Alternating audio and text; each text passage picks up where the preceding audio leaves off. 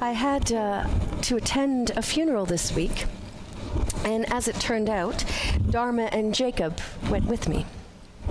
And it was a very unfamiliar service in a church of a different denomination from ours. "Why are all the 4 priests men?" Dharma asked. And Jacob wanted to know what the kneeling rails were for and why we couldn't pull them up and down through the whole service. And when communion came, I had forgotten to say anything before, and I quickly had to whisper to them, "We can't go up and take communion."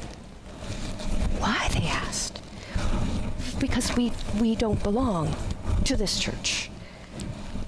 And their brows furrowed in confusion, but they remained politely quiet, and we were the only ones sitting alone in our pew, unable to share the Lord's Supper that day, which was really difficult for me because the preacher had just talked about Jesus making himself manifest in moments when we least expect it.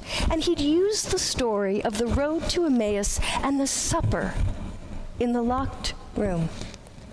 In the breaking of the bread, Christ appeared to his followers, but not for me that day. And it had me thinking about all the ways that we shut Christ out of our lives and of the lives who need Christ most. Certainly, our church is not exempt from making people feel unwelcome. Our front steps say go away to anyone with physical mobility challenges. And how often have people of color come in for our service? And when they do, how often do they come back and make Windermere their home? It's an age-old challenge faced by the early disciples as well. Do we require our members to be circumcised or not? Should we dictate their diet to them or not? What is cultural and what is the gospel? And how have we used cultural barriers to keep people at arm's length from the gospel? The prayer that Jesus prays the night before he died was not just for the gathered dinner guests. My prayer, he says, is not for them alone. I pray for all of those who will believe in me through their message, that all may be one.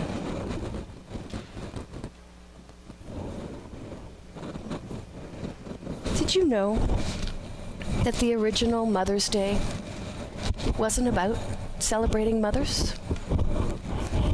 It was about all of us. It was about the women who were tired of watching evil steal their children away. And perhaps it wouldn't fit so neatly on a greeting card, but Diane Butler Bass says that we should be saying, "Happy Radical Mother's Day." Because this day was the result of years of activism by women in their own communities, coinciding with the women's suffrage and labor movements at the turn of the 20th century. Anne Reeves, credited as one of the 3 founding mothers of Mother's Day, was a Christian with chutzpah from Virginia. In 1858, she founded the Mother's Day Work Clubs, an organization of women determined to improve the communities that they lived in. And when the Civil War broke out, she urged her Mother's Day Work Clubs to declare themselves neutral, pacifists, and to provide care for both sides as they needed it. I'm guessing her radical stance made her as popular with many of her Southern neighbors as the founders of the Black Lives Matters are with many whites today. And a few years later, in 1872, Julia Ward Howe wrote, "Arise, arise, all women who have hearts, whether your baptism be that of water or of tears. Say firmly, our husbands shall not come to us reeking of carnage for caresses and applause. Our sons shall not be taken from us to unlearn all that we've been able to teach them of charity and mercy and patience. We, women of one country, will be too tender to those of another country to allow our sons to be trained to injure theirs." From the bosom of the devastated earth, a voice goes up with our own, and it cries, "Disarm, disarm." In May 1907, just 35 years later, Anna Jarvis handed out 500 white carnations to the congregants of Andrews Methodist Episcopal Church in honor of her mother, Anne Reeves, the social activist founder of the Mother's Day work clubs. Since Anne, her mother, had been a pacifist, Anna chose white flowers in her honor. And a year after that service, honoring this social justice warrior, the church decided to hold a yearly worship in May to honor the commitments of mothers. In 1914, President Wilson signed Mother's Day into law. Meanwhile, florists who couldn't keep up with the demand for white carnations started to include red ones in there as well. And card companies started sentimentalizing the holiday. And all of this broke Anne Jarvis's heart as she watched the meaning of her Mother's Day co-opted by commercialism. And while we still honor and celebrate the contributions of women on Mother's Day, we now do it by telling women to lie down in bed rather than arise, arise, set the world right. Now wait, before any of you women in this room throw your shoes at me and shout, "Let me have my damn one day of the year in bed." Let me just say how much I loved my corn tortillas, salsa, and coffee this morning. Because Dharma knows that's my go-to snack, so why not make it the Mother's Day breakfast? And I think we should honor the people in our lives who make this place a better place.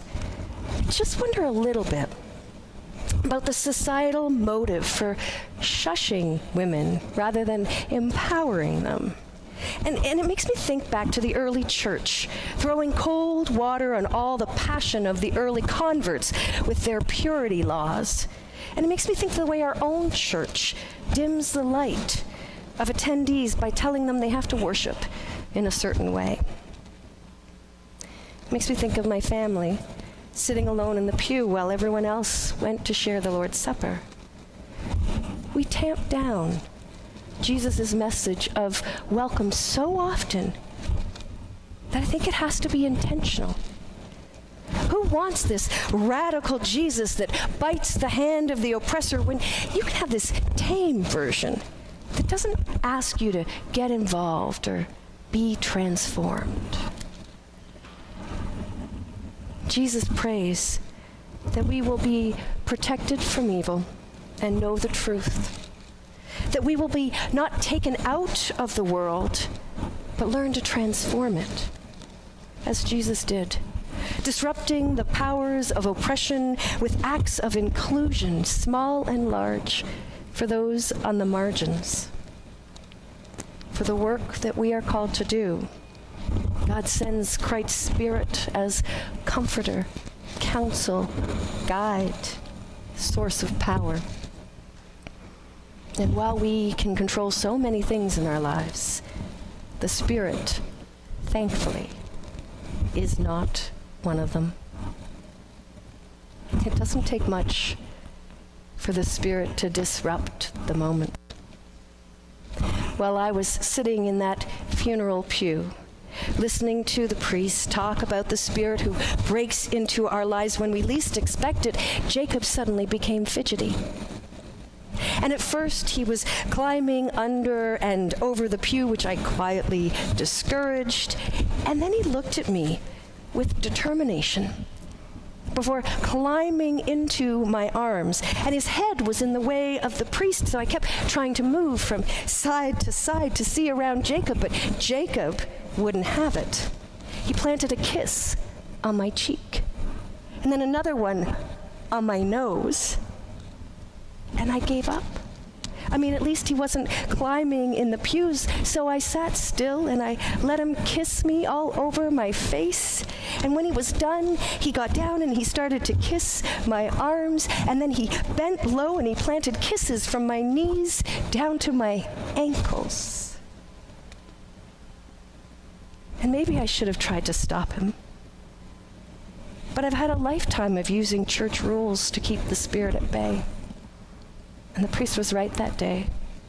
The spirit breaks in when you least expect it.